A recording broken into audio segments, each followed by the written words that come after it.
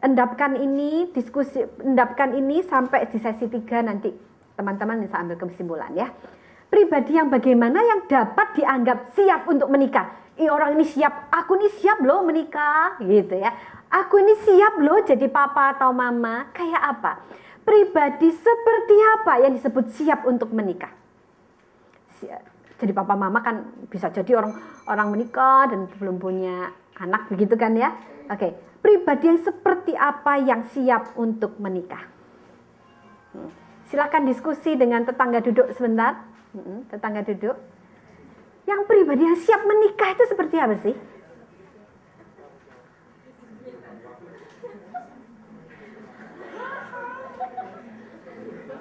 Yang jangan berkata yang berkepribadian ya, punya mobil pribadi, rumah pribadi. Itu berkepribadian gitu ya. Dalam konsep kepribadian ya, jadi orang yang siap menikah itu seperti apa?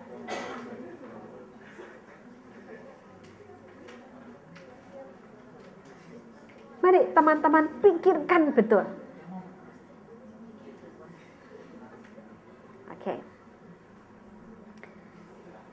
Ya, tadi berarti barisnya Evelyn yang belum jawab. Evelyn. Ya, silakan Evelyn. Satu saja. Yang disebut bertanggung jawab sebenarnya. Kepikir aja, kepikir. Kalau orang ini siap menikah, aku tuh siap menikah loh. Nah, iya itu apa? Singnya apa? Seperti apa pribadi yang siap menikah itu? Menerima?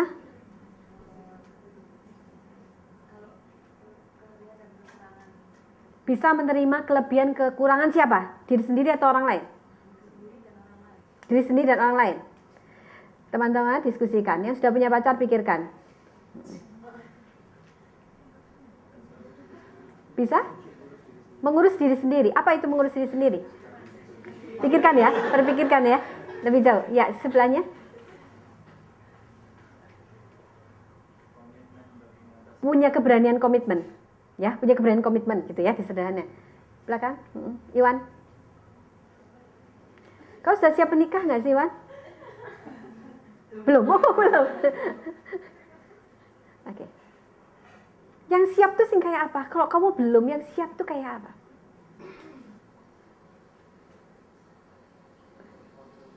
Mau dibentuk? Singnya apa? Dibentuk oleh siapa? Kenapa?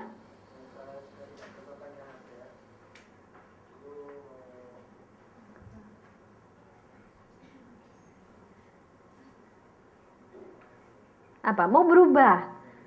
Mau menyesuaikan diri dengan pasangan? Maksudnya gitu? Gitu ya. Jadi kalau belum bisa menerima kelemahan pasangan berarti belum ya. Ya, gitu ya. Kalau pasangan tidak berubah-berubah gak jadi nikah. Ya. Oke. Berikutnya.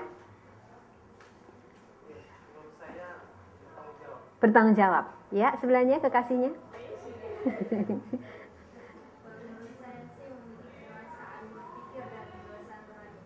Kedewasaan berpikir itu patokannya apa? Mikirnya apa? Mikirnya masa depan gitu kan? Siap menghadapi tantangan. Tantangan apa? Menghadapi istrinya.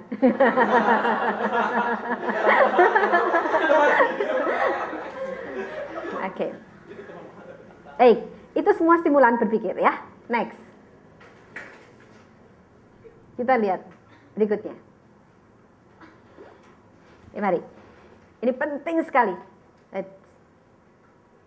Apakah individu yang tidak matang, nampaknya tidak mempunyai pendirian yang jelas, terlalu sensitif, pencemas, dan seterusnya, tanda kutip, boleh mempersiapkan pernikahan jikalau pasangannya siap dan rela menerima dia sebagaimana adanya?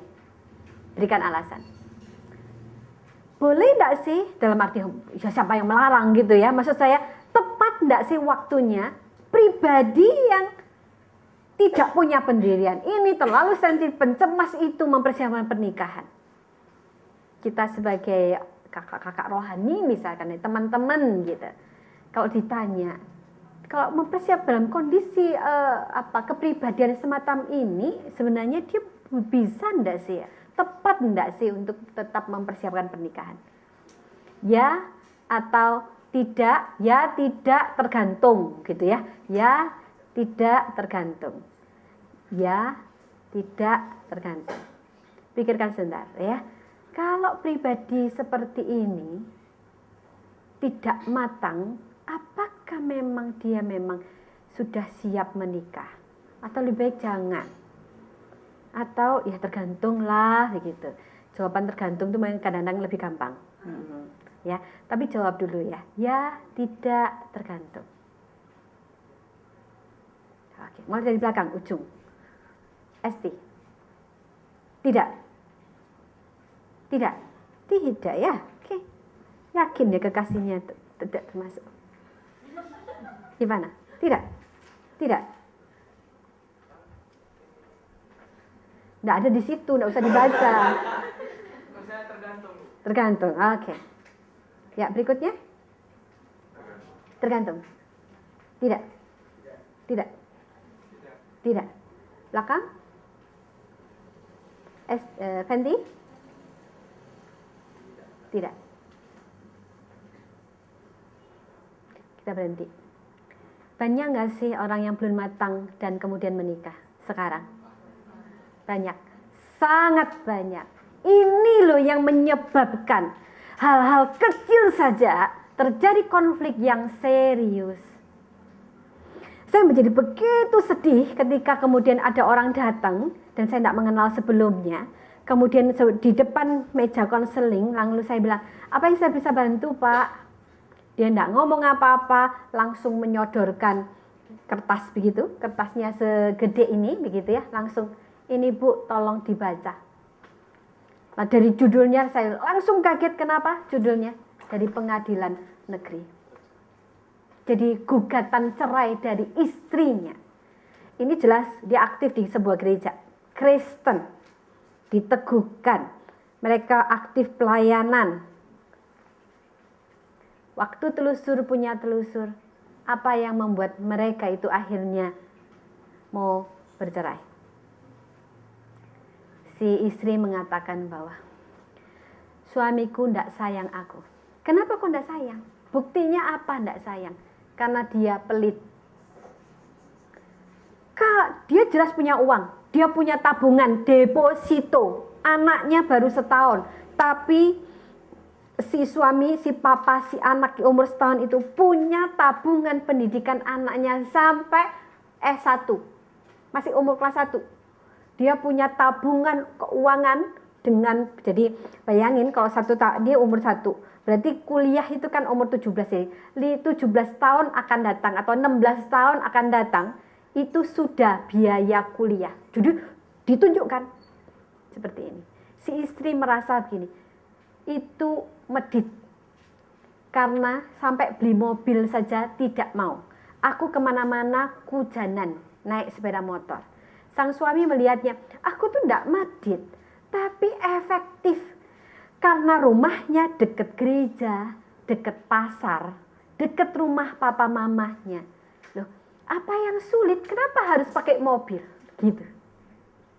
Jadi ukuran berbeda, sistem nilai yang berbeda ini menjadikan apa? Menjadikan ukuran bahwa dia medit sama dengan tidak sayang aku. Nah, teman-teman, ini adalah kondisi yang memprihatinkan. Sebentar, ada teman yang baru datang, bisa geser sedikit supaya bisa duduk di sini. Duduk depan tidak apa-apa kan?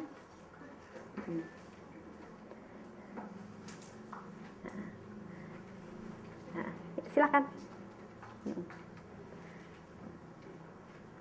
Oke. Biasanya orang enggan duduk depan tuh karena tidak enak langsung ditanya ya. Enggak kok, saya tanya belakang aja. Oke, baik, ini teman-teman. Menjadi penting luar biasa untuk memahami matang, tidak matang.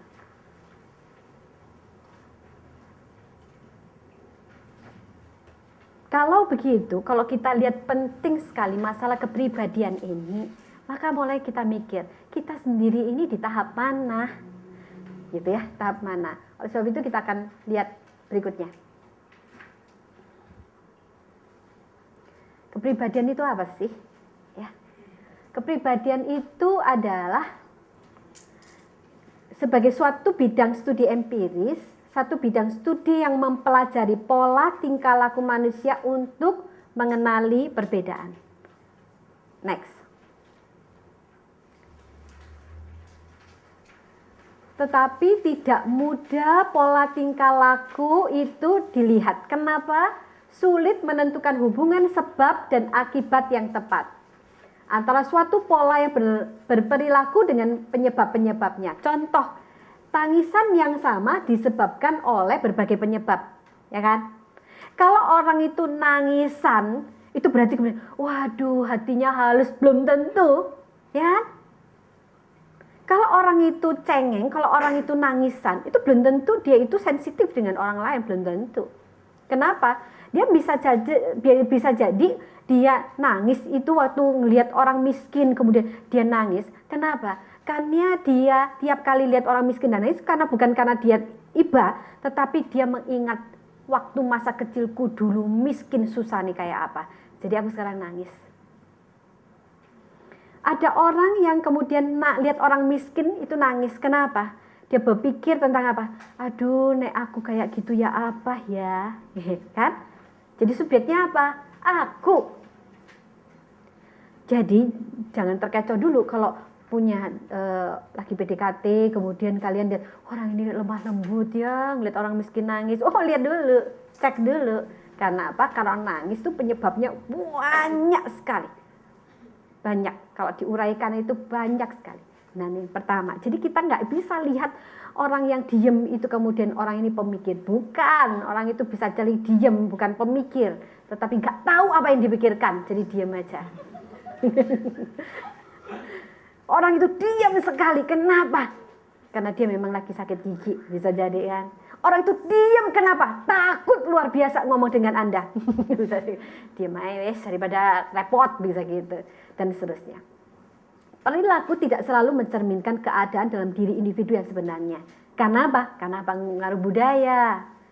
Cenderung menahan diri karena berada di lingkungan figur otoritas di lingkungan budaya. Jadi kalau dia itu diam, di persekutuan diam, di KTB diam, manis sekali. Mari jangan simpulkan apa-apa. Kenapa? Ya dia bisa jadi karena budayanya, begitu. Orang yang ceplos-ceplos itu belum tentu dia itu berangasan. Misal orang bilang ya enggak, gitu. Tidak. Kenapa? Ya orang bisa jadi ceplos-ceplos itu bagian dari spontanitas yang dia miliki, tetapi hatinya bersih, tidak ada apa-apa, begitu. Ya, tapi ada yang ceplos-ceplos, kita mulai bisa nyimpulkan bahwa waduh orang ini gak bisa nahan diri ya, berarti dia terlalu impulsif misalkan. Tidak selalu juga begitu. Jadi lihat dia proses gimana. Next. Perilaku tidak selalu disadari oleh yang bersangkutan dan penyebab-penyebab pun tidak selalu dapat dikendalikan. Oke, contohnya ini jelas ya. Seperti kalau ada orang yang pas takut sekali tikus begitu, ada tikus lewat, wah langsung naik di kursi begitu, kemudian waduh enggak feminin dia ya, gitu kan enggak bisa disimpulkan begitu kan. karena bagi dia tikus itu seperti itu begitu. Orang lain yang enggak pikir tikus, enggak, kenapa sih tikus saya kok takut begitu. Kita bisa begitu ya. Dan tidak bisa disimpulkan seperti itu. Suatu saat saya ke rumah kakak saya. Waktu itu rumahnya, ruang tengahnya tertutup rapat sekali. Saya bilang, kenapa, ada apa? Enggak, takut ada tikus gitu. Sampai betul-betul lubang angin-angin ditutup, saya betul-betul rapat. Hanya karena takut tikus gitu. Suatu saat gitu, pas anaknya buka pintu, enggak cepet ditutup, langsung cici saya itu bilang gini, tutup cepat. Gak ada apa sih, apa sih? Tikus gitu. Buat saya tikus. Ya, kenapa sih tikus pun gak mau apa-apa, nolai enggak apa-apa. Kan enggak sesederhana itu. Ya, tidak sesederhana itu. Jadi orang itu bisa bermacam ekspresi karena kondisi yang berbeda.